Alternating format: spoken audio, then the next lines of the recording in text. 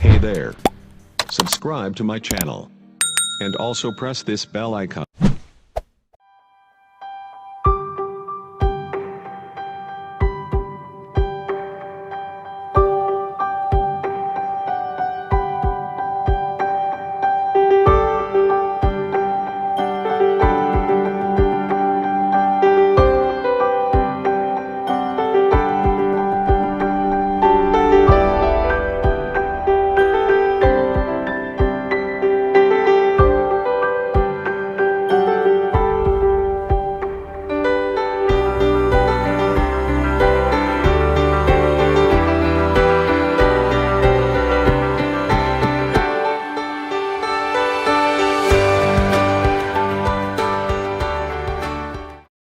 Shalom saudaraku, berjumpa kembali bersama dengan saya, Gembala Jemaat Gereja Isa Al-Masih Lawang, Light Generation, dalam program Sapa Jemaat di Rumah. Tetap semangat, tetap berpengharapan, dan harus selalu yakin menjadi pemenang-pemenang di dalam Tuhan kita, Yesus Kristus.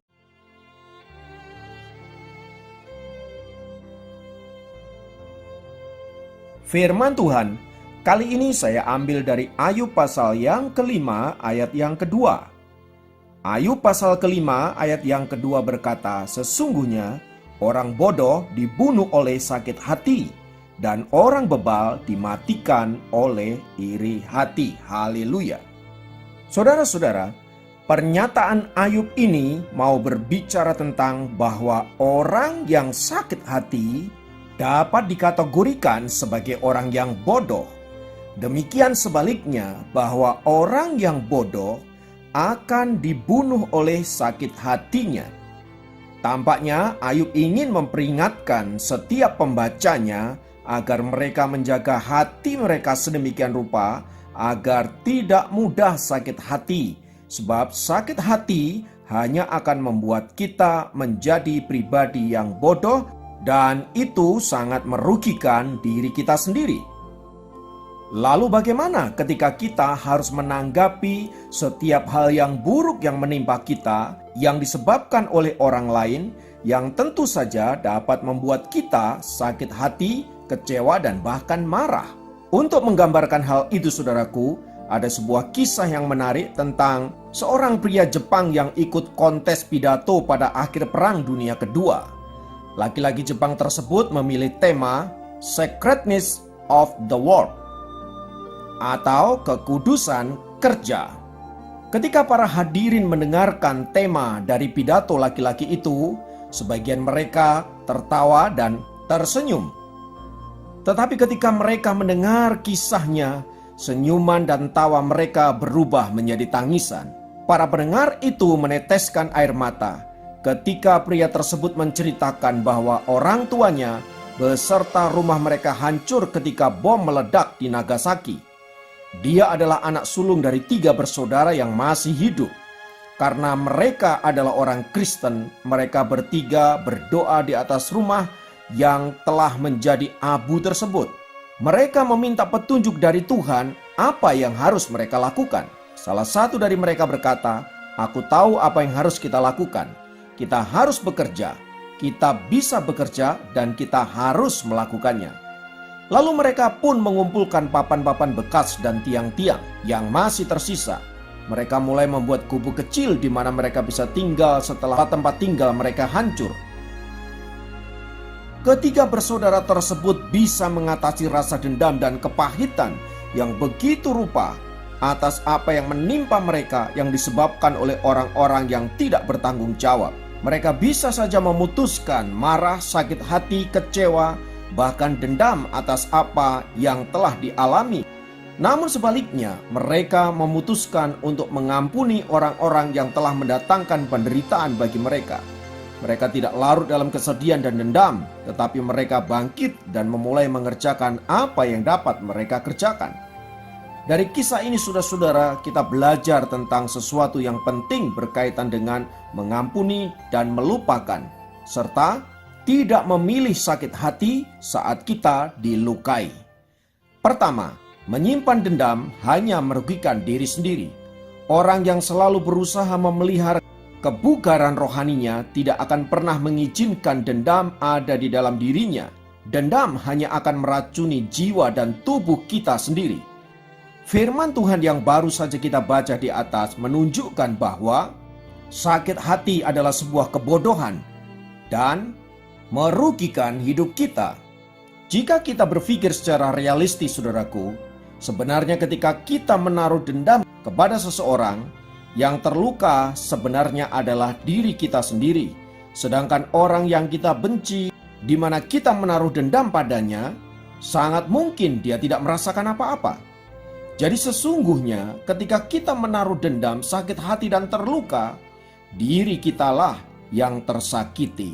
Oleh sebab itu saudara-saudara, jangan pernah menyimpan kemarahan, dendam, dan luka hati, sebab sesungguhnya engkau sedang menyakiti dirimu sendiri.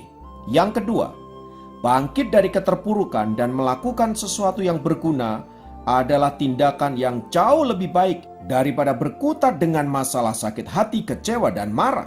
Tidak sedikit orang yang membiarkan dirinya berlarut-larut dalam dendam dan kemarahan, justru menimbulkan sakit penyakit yang ujungnya dapat menjadikan kita hidup di dalam penderitaan, bahkan kematian. Karena itu saudaraku yang dikasihi oleh Kristus, melepaskan pengampunan, memulihkan hati yang terluka, memilih bangkit dari keterpurukan, melupakan masa lalu, dan berlari-lari menuju panggilan ilahi, yaitu masa depan yang penuh dengan damai sejahtera dan sukacita, adalah hal yang mulia yang seharusnya dimiliki oleh anak-anak Tuhan. Mari jadilah anak-anak Tuhan yang hidup senantiasa ada di dalam damai sejahtera dan sukacita, di mana saudara memiliki hati yang lapang, memandang masalah dari sudut pandang Allah, di mana Allah sanggup menjadikan segala sesuatu untuk mendatangkan kebaikan bagi kita, termasuk saat kita disakiti, dilukai, dan lain sebagainya. Kita percaya bahwa itu dapat menjadikan kita pribadi-pribadi yang lebih baik dari sebelumnya. Bahkan sangat mungkin melalui peristiwa itu kita dipersiapkan untuk the next level, di mana kita menjadi orang-orang yang hebat dan luar biasa. Oleh sebab itu saudara-saudara, mari kita buka pikiran kita buka wawasan kita tinggalkan masa lalu yang menyakiti dan melukai kita. Kita tujukan pandangan kita hanya kepada Allah. Kita tujukan pandangan kita kepada masa depan yang indah, di mana di sana ada janji-janji Tuhan bagi orang-orang yang mengasihi Dia. Ingatlah, seorang pelari, dia tidak akan pernah menoleh ke belakang saat dia ada di arena pertandingan.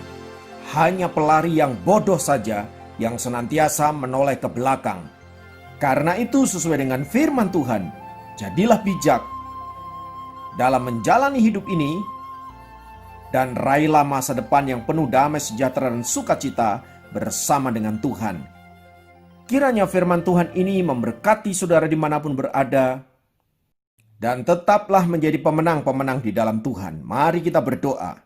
Bapa, dalam nama Yesus kami naikkan pujian dan syukur untuk kebenaran firman-Mu yang memotivasi kami agar kami senantiasa memandang hanya kepada Allah, memandang kepada masa depan yang indah yang dijanjikan oleh Tuhan kepada kami. Ajar kami untuk berani melepaskan masa lalu, ajarkan kami untuk mengampuni masa lalu, ajarkan kami untuk senantiasa berdamai dengan masa lalu, dan menjadikan diri kami orang-orang yang terbebas dari segala dendam, luka hati, dan kepahitan. Sebab kami mau hidup damai sejahtera bersama dengan Tuhan. Terpujilah namamu Bapa kekal selama-lamanya. Dalam nama Yesus kami berdoa. Haleluya. Amin. Demikian program Sahabat Jemaat kali ini. Sampai jumpa dalam program Sahabat Jemaat yang lain. Tuhan Yesus memberkati.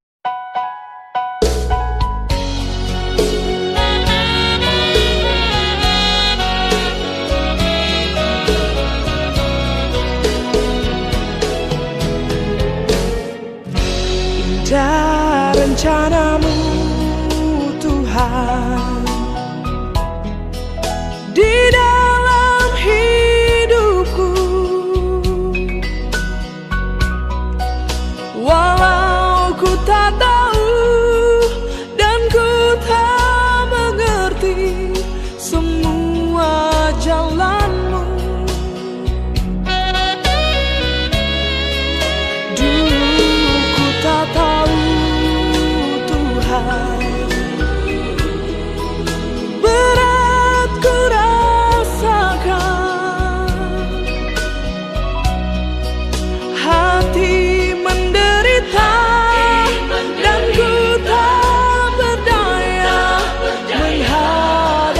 semua.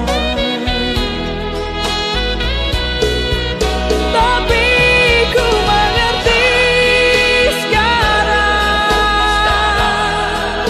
kau tolong padaku.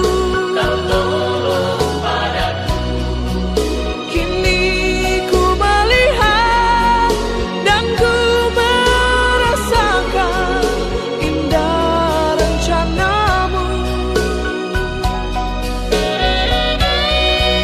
Tapi ku mengerti sekarang,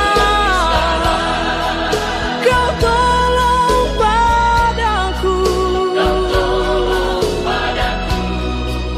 Kini ku melihat dan ku merasakan indah rencanamu.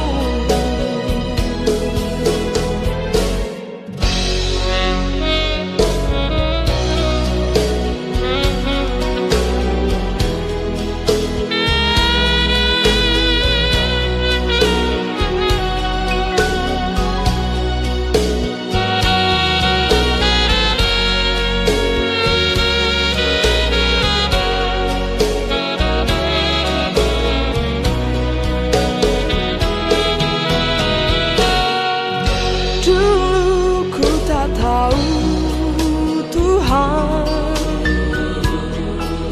berat ku rasakan,